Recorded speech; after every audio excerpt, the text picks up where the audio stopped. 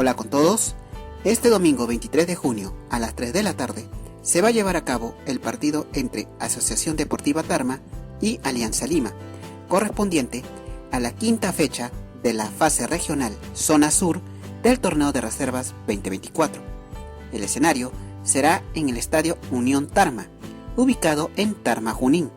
Esperemos de que haga un excelente partido y que gane el mejor. Mucha suerte para ambos equipos de reserva. Muchas gracias.